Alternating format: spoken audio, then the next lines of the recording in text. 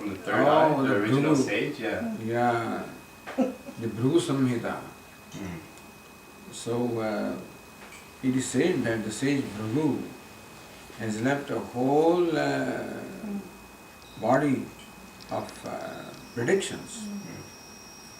That if you go to those people, based on your birth date, etc., they'll go through that and identify a particular page which applies to you and then can tell you what all you were and then what you did and what will happen to you. Bhrigu Samhita. So that's... How do you get like intact, like more like conscious with your third eye? conscious? Yeah, like I guess like more spiritual. Like how would you, like what would you How become more spiritual? like? More like yeah, like intact with your third eye. Like you know, like being able to, I guess not communicate, but like have a bit of foresight. Mm-hmm. So that just be through spirituality, meditation, and Right. Inner purification, basically. okay. When you live a good life, basically, good life means be helpful, be a contributor. Try to be as less selfish as you can and try to be as helpful as you can. That's the way of inner purification. Apart from commitment to the basic values of life, like being honest, truthful, non-violent, that plus an attitude of reaching out to others, contributing to others. So these are the ways that you purify yourself.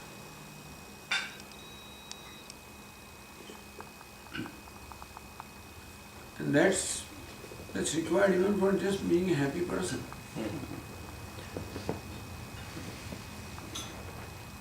So, more pure you are inside, happier you are. And you don't need anything else for being happy. You are yourself enough. Or whatever is enough to make you happy. You don't have to chase things, run after them. Just being a good person. Imbibing the basic human values. Don't do unto others which you don't want them to do to you. Simple thing.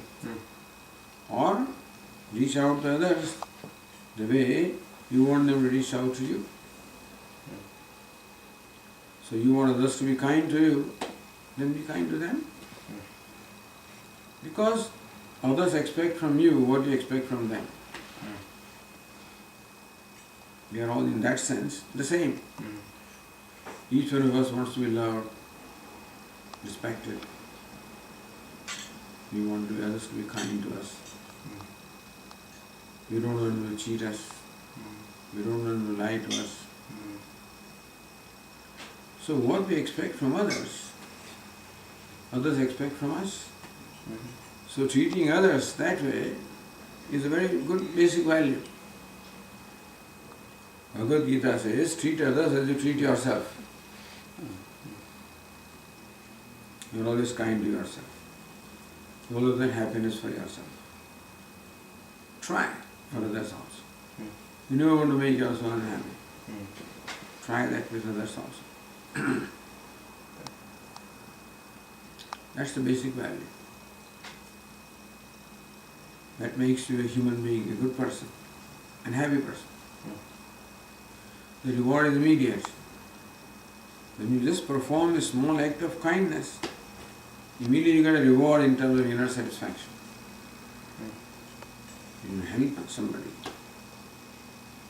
If necessary, go out of your way to help out. Just these small things also give you happiness. You feel that you've done something good. So, imbibe these values. is the beginning of all spirituality. That is spirituality. You don't worry about any other powers.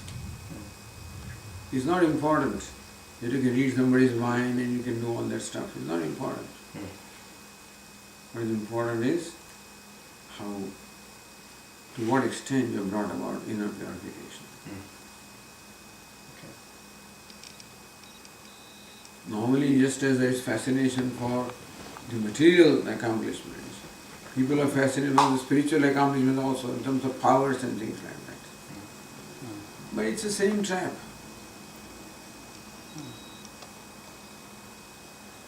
Bhagavad Gita talks about the real accomplishment in terms of inner purification. What is inner purification? That you are free from anger, greed, so the goodness in you becomes manifest. There is an infinite amount of goodness in you, in everybody. So the way we live the life is to bring it to manifestation. So by doing good act, you bring out the goodness in you. By kind act, bring out kindness in you. Simple rule. And that is where the satisfaction is. You don't need anything else, no other powers you need. That is the power. Purity is the greatest power.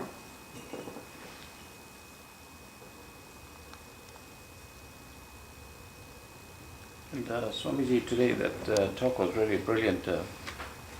She should have been there, I mean, not only you.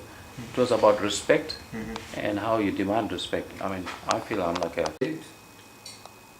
The culture presently, in the Western culture, there is no such thing as reverence. It says, when we grew up, we always revered or respected, as you said, our parents and elders and learned. We respect our teachers. But that is not there in this culture. You have to earn your respect. They don't respect you just because you're a father or you're a teacher. If they feel that you're respectable, they'll respect you. But you have to earn the respect. When I came to United States a number of years ago in this ashram, the residents of the ashram told me, Swamiji, just because you wear these clothes, don't think that you'll be respected. You earn the respect. As we grew up, you are respected by virtue of your position. When you are father, your mother, your teacher. That's no more the case. It is not that they don't respect anybody. They respect those who in their opinion are respectable. Whatever their criteria of respect may be, if they find that, they'll respect. But they will not respect just because you are a Swami or because you are a father, whatever you are. It has to happen. So that's the value at this time. I should not say that they don't respect. Also the manner of respecting would be different. When we respected, we would bow down, etc., etc. Yeah. That form may not be there. Even though inside there is a respect, the respect may not be expressed in that form in which we used to express.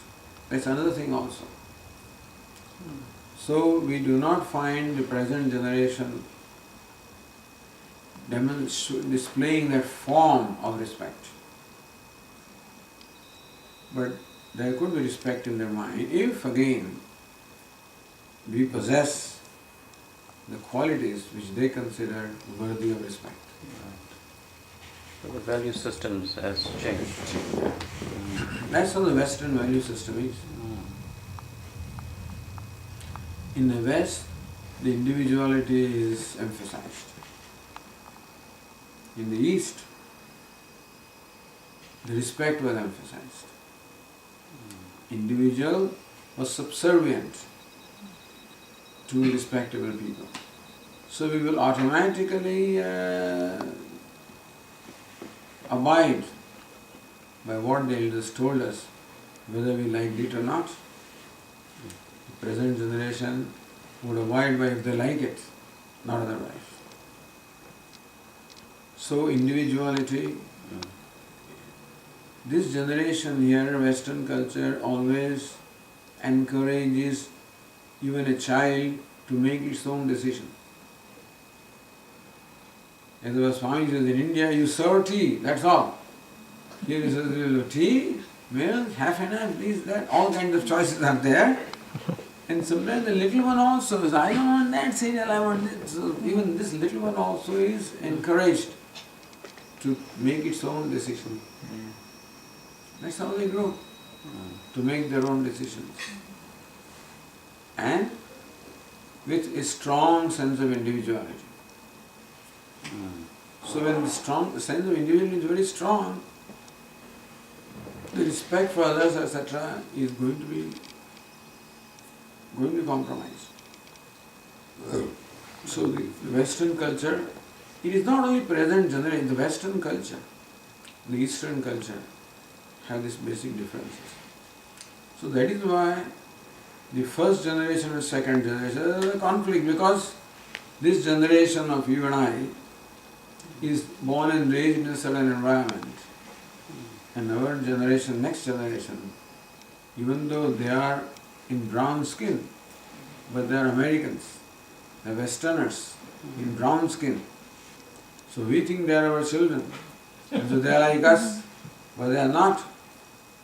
You know? And so, because they are born and raised in an environment where they imbibe the culture from the environment. So parents do have some influence on children, but then when they go to school and then there are a lot of other influences are there. So you raise your child very carefully as long as the child is 3 or 4 years old. When he starts to go to school, has other influences. And lots of impact, lot of input is there from media, now from TV and from this and that, and cell phones and so many things are there. Lots of input is there. All of that also influences them. So influence of parents keeps diminishing as other influences come. So the parents will hurt that their children are not respecting them. Children don't understand why our parents get hurt when we do what we want to do, because that's what they think they should be doing. And so we must recognize this difference between our generation and this generation and understand them, where they are coming from. It is necessary to understand them as to where they are coming from. Then we will understand why they behave the way they do. Then it's okay. Meaning that they may not necessarily imitate us. They may not necessarily imbibe the forms that we have. Respect is a value. How the respect is displayed has a form, there is a spirit and form. So we display our respect in a certain form, which they may not. But just because the form is not there, does not mean respect is not there also. But at the same time, there are different criteria for who is respectable, who is not respectable. Our criteria was my father, mother, elder. So by virtue of their being in that position, they were respectable. Would you say that the child today in India, the Eastern Indian child, has a different set of values to the one in the Western countries? Generally speaking, yes. Although country like India also is being westernized, at least in the cities and places like that. So there we find similar patterns.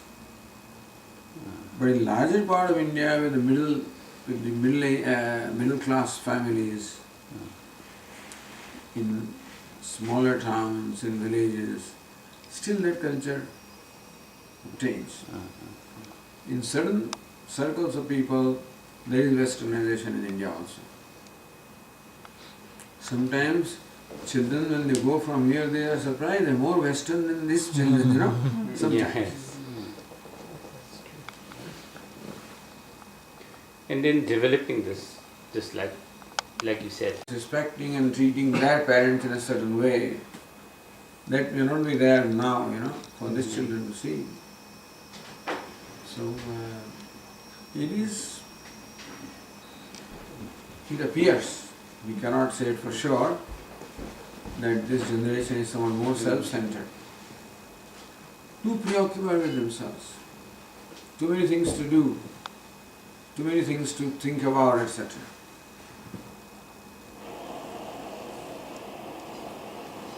You're smiling, is she? All the guys, all the above. We got a perfect example. And I say, do Why? You understand that good. when we do something, we do not realize that there are other people who are affected by us, who are connected to us. So whenever we do something, we have to take into account how those connected to me will be affected by this. And then I do something. Not that I want to do something, I do, and then I don't care what happens to others, you know. Yeah. That's what it means by being self-centered. Selfless, yeah. Gotta be more So selfless. 80% in the gym you work out and 20% at home.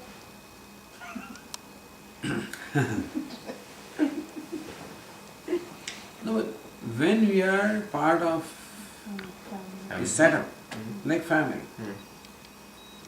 everybody is connected. And therefore, nobody should really make a decision without taking into account what effect that decision will have on others. Because others are going to be affected. You decide that I'm going to stay out for the whole night, that means the whole family is affected because they are all wondering here, waiting what happened to this fellow. You know? That's So right. then they don't sleep, they are worried. No, if you don't take that into account, then you are in your own world, you do what you want, then they say you are self-centered. You may not mean being self-centered, but as I say, not being sensitive to others amounts to being self-centered.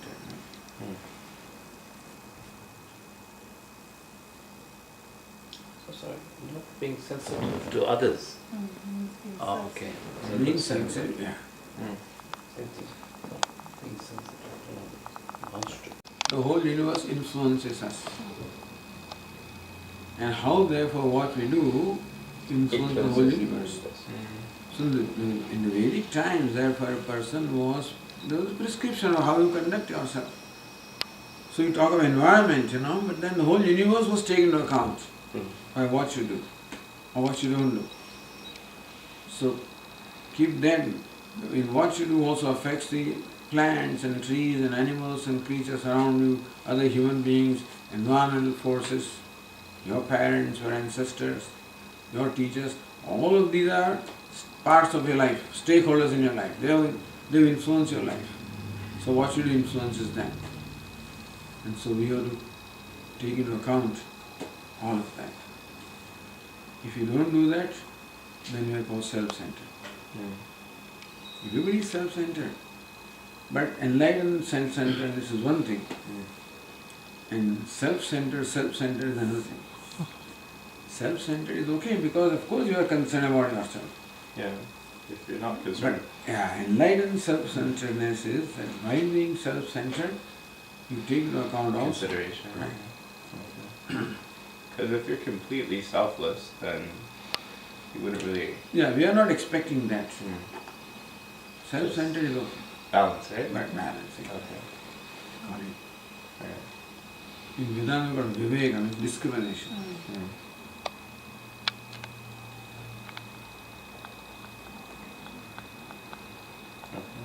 A basic attitude of being helpful is a very good attitude. And you can start with home, with your mom, with your dad, with your sister. The charity begins at home. Then you can consider being helpful to others also, wherever you are. Yeah. But these people are always loved by others, accepted by others. Less demanding you are, and more giving you are, more accepted you are. More demanding you are, less giving you are, less respected. Meaning that people want to then keep away from you.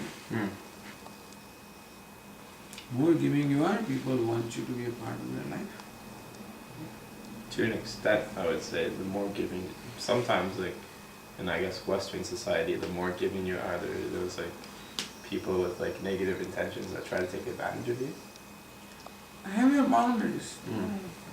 Do it wisely. I'm not saying that just thoughtlessly. Yeah. So if you feel that you're being taken advantage of, okay, you can draw the boundary there. Okay. I see. From it. The balance. That's right.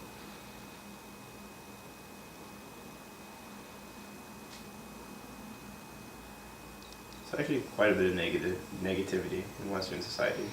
Just like if you look at the media, they only focus on like the downfalls of other people. Don't really talk about the positive that much.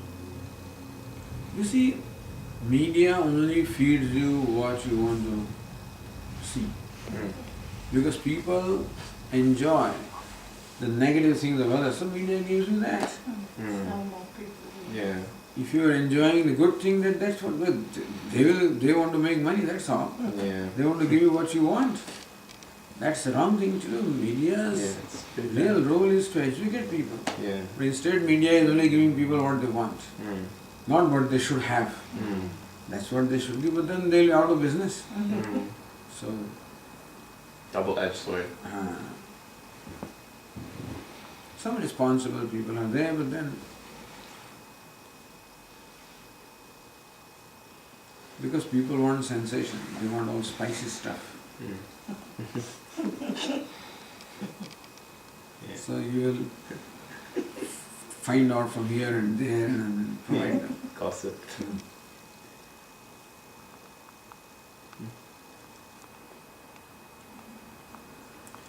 So blaming others is not that simple, because we are somehow connected with everything. They said when we criticize media, why is media what it is? Because we are what we are. I guess, yeah.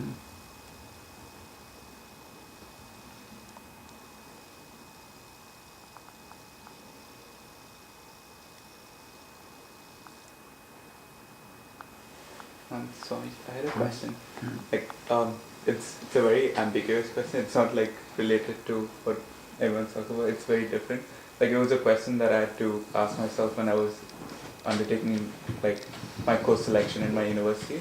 Like, it's actually a very relevant question, but people might think, oh, like, what kind of question is? So I just want to know, like, what do you think is the purpose of human beings on Earth, or is there a purpose of human beings on Earth? By all means there is a purpose. And See, nothing in the world is purposeless, understand?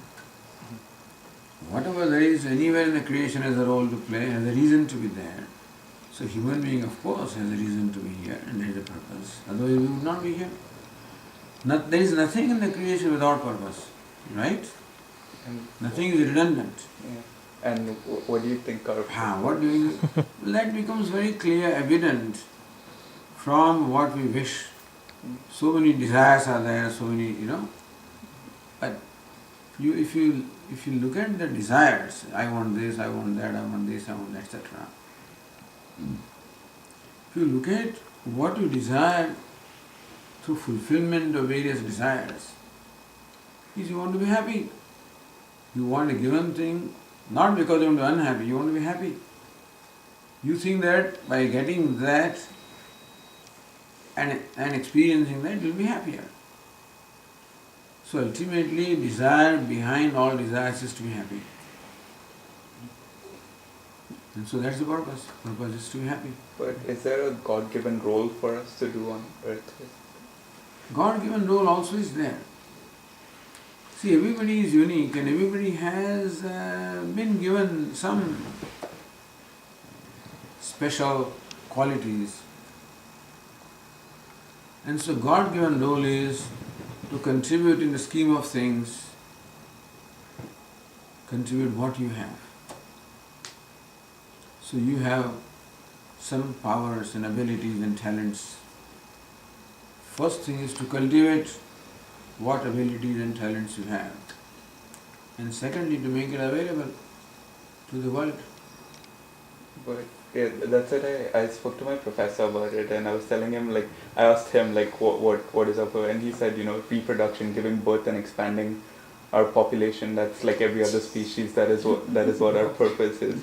No. And That's very, Just procreation. very gross. very wrong interpretation. It shows a lack of thinking, that's all. Because I feel like there's a very I still feel like there's a very big The thing is, life is meant to be happy, and the way of being happy is by being a contributor. Contribute what you have. It's not just money. What do you have? Your knowledge, your kindness, your goodness. Just make it available. That's the way to be happy. So your purpose is to be happy, and the way to be happy is by being a contributor. And if you contribute, doesn't it mean that you're helping the human population to expand? Well, what does it matter? Like- No, you are helping human population to be little better, happier than what they are. When you say contribute into the comfort of others, happiness of others. In some way, try to do whatever little you can to create an environment where the other person or other people are happier than what they are. So contribute in their comfort, in their happiness, in their well-being. So you can contribute by virtue of knowledge. You can contribute by virtue of life. So they live a better life, healthier life.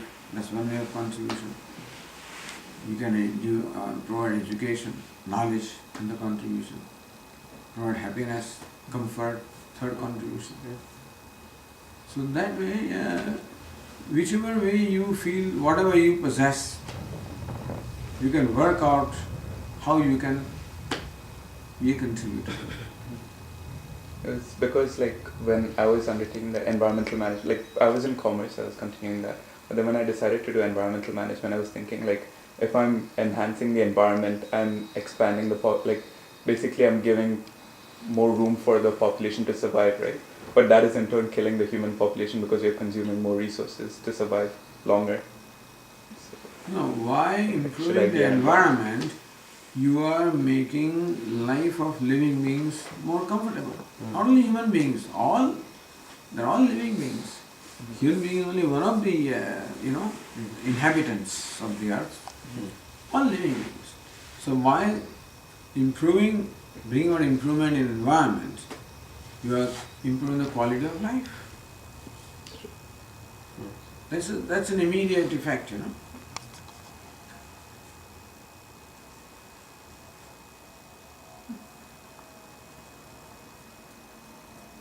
And that's something that gives a great satisfaction. That's what I was telling you. Even if you perform one act of kindness, you feel very happy with yourself because you did something right. And why is it right?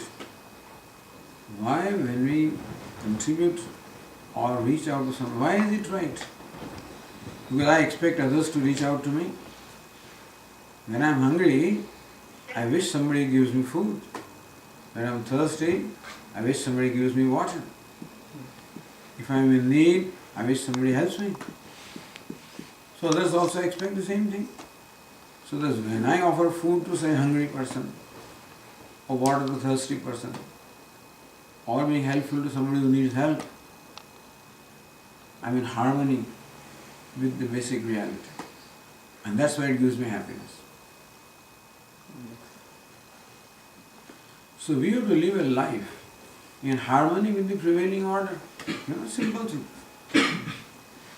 Prevailing order is in terms of giving. So nature gives. The Sanskrit verse which says, the sun shines for the well-being of others. The trees give fruits for others. The cow gives milk for others because trees never eat their own fruits. Cow doesn't drink its own milk. Rivers don't drink their own water. It's all for others. Thus, the whole rhythm in the creation is for others. Offering, helping, giving, serving. So as a human being, if you live life in the same spirit, then you are in harmony, then you are happy. That's the only way of being happy. You don't need anything else to be happy. We think that we require so many other things to be happy, but no. All you require to be happy is yourself and a mind that is happy. All you require to be unhappy also is yourself. You are enough for your happiness, you are enough for your unhappiness. It's up to you to create happiness for you or unhappiness for you. How to create happiness? By living in harmony with the order, which is the order of offering. How do you create unhappiness for you? By violating the order, by grabbing, by being self-centered, by grabbing, by consuming. So human beings think that more I consume, happier I am. That's a problem, you know. The whole economic system is based on wrong assumption. More consumption, more the circulation, and better the economy, more prosperous we are. But more miserable you are. More you consume, more unhappy you are, because you need more and more. More you contribute. Unfortunately, the world, this principle of based on the economics based on this principle of more circulation, more consumption is a wrong thing. We are not helping the human being, we are hurting him. What happens is, we grow in this society because we believe the more we consume, happier we are. That's the equation. It's a wrong equation. It gives people more reason to be money-minded as well. Because you have to be money-minded. For more consumption, you need more things. So you need more money. So that you are money-minded. And money is equated to success. Success is not to be equated to anything outside. Success is what you feel inside.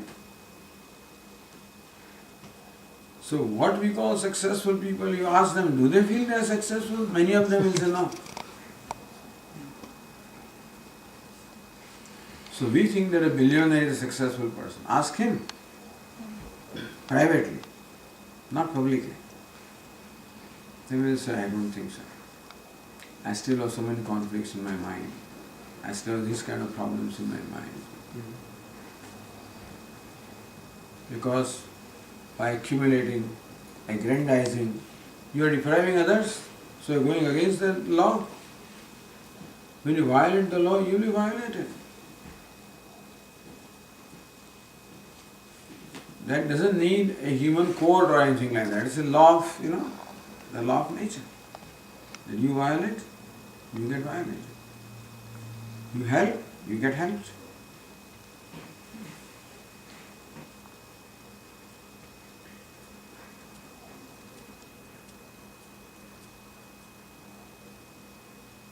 So that is the purpose. And purpose is to contribute, to offer. That's the purpose. And the result is happiness and success. Of course, to contribute, you must cultivate first. So improve your knowledge, your skills, your abilities. Cultivate them as much as you can.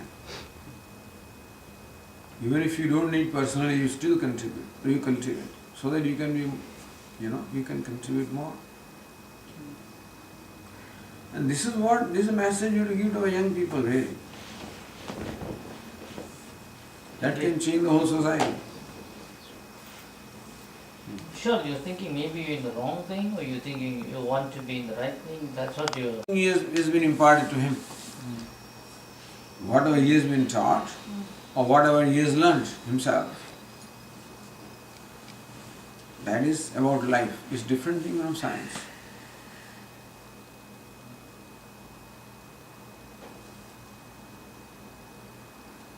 Swamiji, he wants your blessing.